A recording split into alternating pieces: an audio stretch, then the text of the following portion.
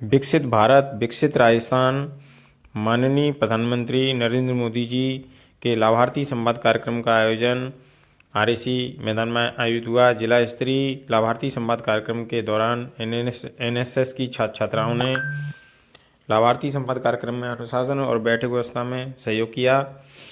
राजकीय बालिका उच्च माध्यमिक विद्यालय धौलपुर में चल रहे 7 दिवसीय एनएसएस शिविर में अतिरिक्त जिला शिक्षा अधिकारी रोहित बिष्ट ने आकस्मिक निरीक्षण किया, जिसमें छात्राओं के द्वारा उत्कृष्ट और सराहनीय सफाई कार्य सहित वृक्षारोपण, पर्यावरण संरक्षण एवं जन जागरूकता की गतिविधियों को देख करके उन्होंने सराहनीय कार्य के लिए सराहना की और उन्होंने कार्यक्रम को संबोधित करते हुए कहा कि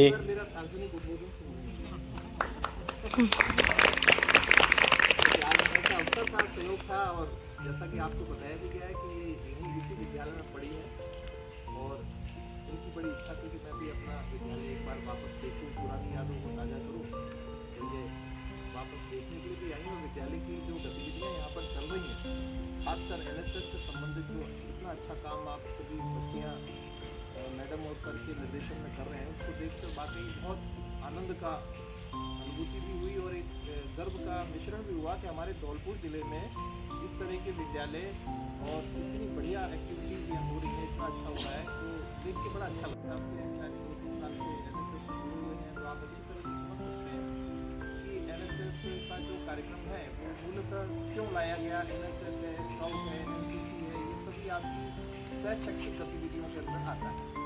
तो सहशैक्षिक गतिविधियों में मतलब एक तो गतिविधि वो है जो कि आप कक्षा में रहते हुए करते हैं, जो आप पढ़ते हैं, सीखते हैं और आगे बढ़ने के लिए अपनी परीक्षाएं देते हैं, अंक लाते हैं और अच्छे कहीं कैरियर बनाने की दिशा में आगे बढ़ते हैं।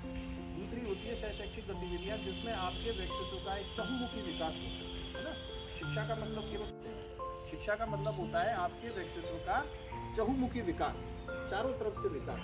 क्योंकि इस दुनिया में जन्म लेने वाला हर बालक बालिका, उसके अंदर कुछ ना कुछ एक ऐसा टैलेंट होता है, एक अद्भुत प्रतिभा होती है, जिसे केवल समय और अवसर मिलने की देर होती है और वो समय और अवसर मिलता है तो वो प्रतिभा सामने आती है, निखरती है।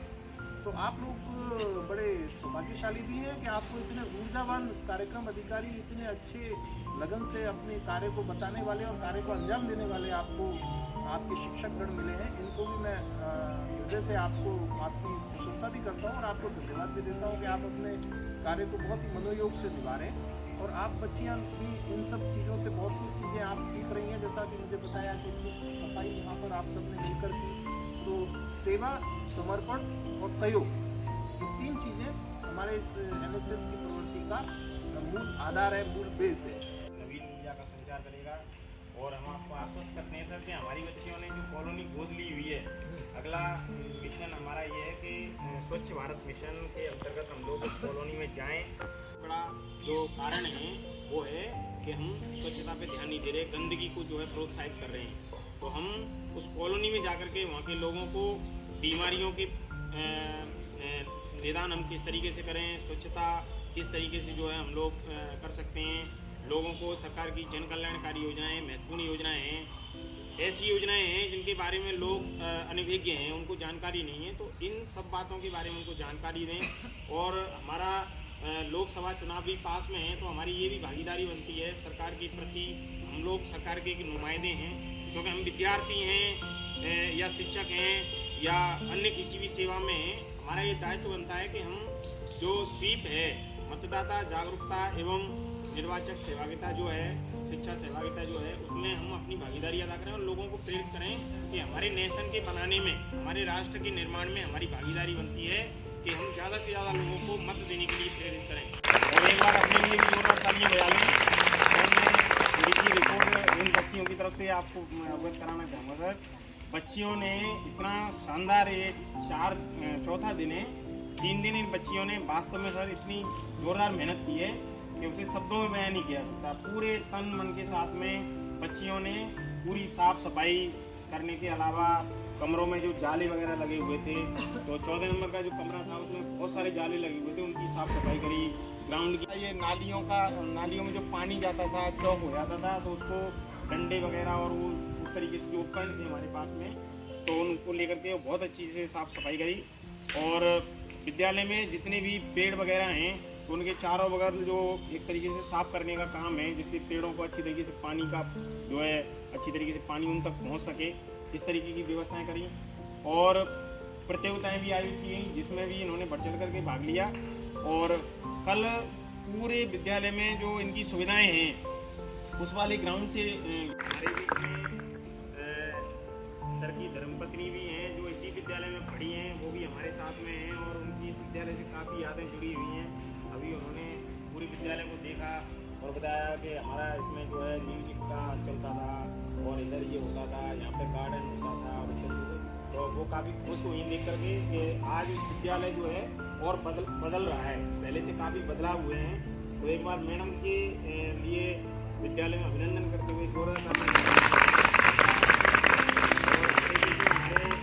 रखवाएंगे और हम गोद की बस्ती में भी इनको लेके जरूर जाना है, वो भी जरूरी चीज़ है। तो इनको गोद लेके गोद वाली बस्ती के हमने लिए भीमनगर स्वतः हो जाएगी।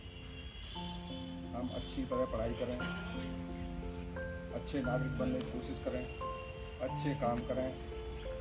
हमारे कामों से ही हमारे स्वयं का, परिवार का, गांव का, जिले का, देश का, सबकी सेवा स्वतः ही हो जाएगी। इसलिए मुझे ना पहली बार मौका मिला, पहली बार एनएसएस में हम तुम लोग के साथ रहे और उसमें हमें ये देखने को अच्छा लगा कि जो लड़कियां घर पे शायद कभी झाड़ू नहीं लगाती होंगी, तो कभी धनिया भी नहीं काटता होगा, सारी सब्जियां काट के उन्होंने बनाई है ना। इस बात की हमें बहुत खुशी है कि ये बच्चे कहीं ना कुछ कर ही लेंगे अपने लिए और बहुत अच्छी बात है तुमने मिलकर के काम किया।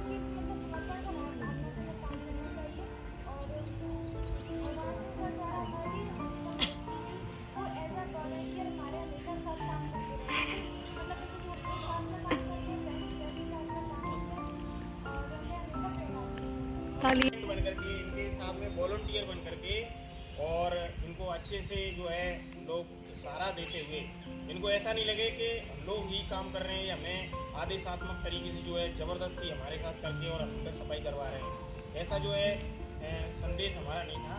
हम ये चाहते थे कि आप लोगों के साथ मिल करके हमें भी ये सौभाग्य मिला है काम करने का, तो हमें जो है करना चाहिए, क्योंकि किसी को मिलता है ये सौभाग्य, किसी को नहीं मिलता। काम करने की भावना जो होती है ना वो हर किसी की हो सकती है, लेकिन मौका किसी एक आदि व्यक्ति को मिलता है और उस मौके को जिसने नहीं बनाया ना उससे बड़ा दुर्भाग्यशाली कोई इस दुनिया में नहीं है। इसलिए मौके को और वक्त को हमें बना लेना चाहिए समय पे। वक्त की नजाकत को वक्त से पहचान लेते हैं, प्रेम की है मंजिल उनके कदम जो समय से वक्त की नजाकत को पहचान लेते हैं। तो निश्चित रूप से हम लोगों की जो हमारी राष्ट्रीय सेवा योजना की जो सर से यही रहता है कि सर जो भी करते हैं तो कुछ सीखते हैं नया। सर इतना कार्य करते हैं हमारे साथ, इतना काम कि हम कोई भी नहीं कर सकता, उनसे भी ज़्यादा करते हैं। तो मेरा खुद का मन कर जाता है कि मैं काम कर लूँगा तो नहीं तो मैं घर पर कभी काम नहीं करती। पापा कहते हैं पढ़ लो, लेकिन मम्मी कभी काम के लिए बोलती नहीं है तो मैं कभी कहती हूँ नहीं मम्मी आप कर लो। लेकिन यहाँ सर इतना काम करते हैं कि देखते ही उनसे मतलब इतना हम बहुत नई चीज़ें सीखते हैं। और